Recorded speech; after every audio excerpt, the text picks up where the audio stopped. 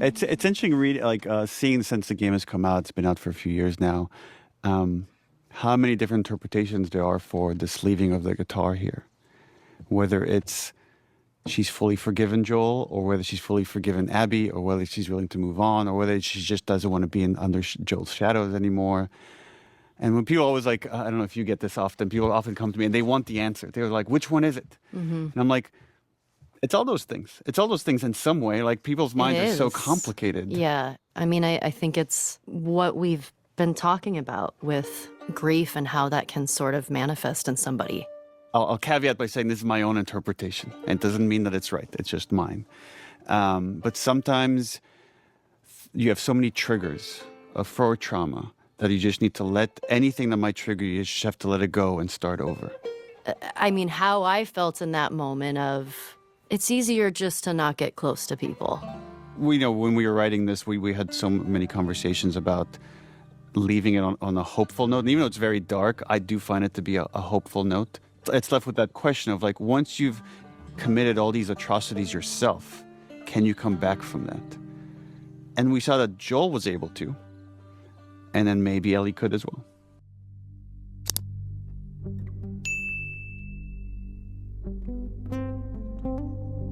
Initially I agreed with Neil and Ashley's take that it's easier just not to get close to people, or that anything that might trigger it, you just have to let it go and start over. But the more I think about it, I think I see it a little different. Ellie realizes she's in a dark place, and at this moment, she's no good to anyone. After losing everything, even the ability to play guitar, she's stripped of all the layers of everyone else, and now she's on the path of finding herself. When she's walking away from the farmhouse, she's tired of the hate, the anger, the pain, the violence. And I don't believe everything has to have a happy ending. And to be honest, I don't see a happy ending for anyone in the Last of Us universe. I don't see hope in the scene. I see a person that has lost everything and everyone. From her mom she never knew, to Marlene abandoning her and sending her to the Fireflies, Riley, then Tess, Sam and Henry, and now Joel. At 19 years old, I really don't believe she understands the value of her life.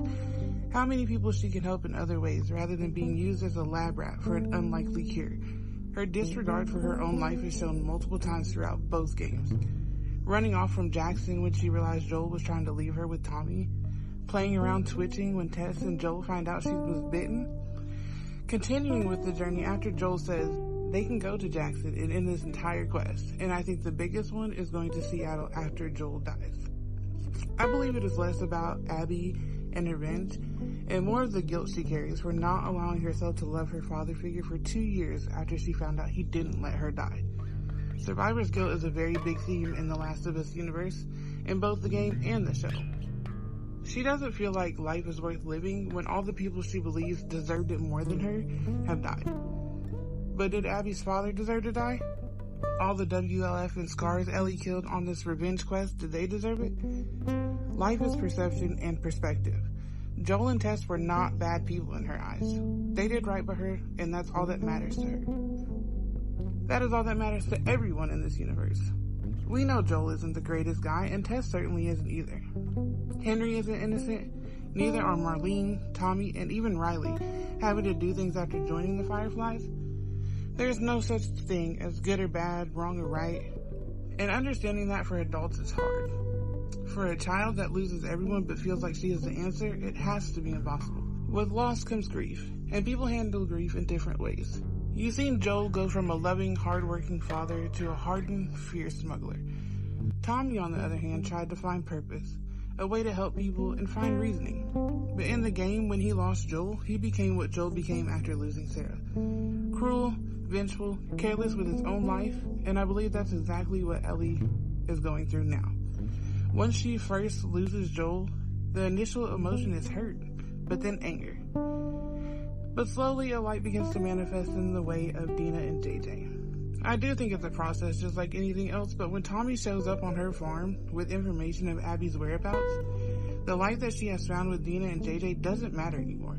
It's just that she relapsed and all the darkness floods back and it takes over.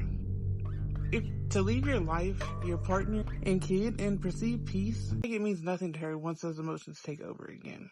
Some people hate the climax between her and Abby, but I love it. To be about to end it all and stop because she knows Joel didn't fight for her life so she could take others. He didn't save her so she could travel the same path that he did, and to realize that is brilliant writing in my opinion. A sign of maturity, growth, and taking control of her life by not allowing herself to lose all of her innocence. To be that same girl that was cracking jokes, jumping off dinosaurs, and wearing spacesuit helmets. That's how I see Ellie's decision to not kill Abby. She realized the cycle of violence has to end, and she took that leap, realizing that it does not have to be this way. Anyway, thanks for listening to me give my 2 cents. Please like, subscribe. We post on TikTok, Twitter, X, whatever it's called. Remember, life ain't easy, but it's simple, so spend time doing things you love. And please remember to use your turn signals.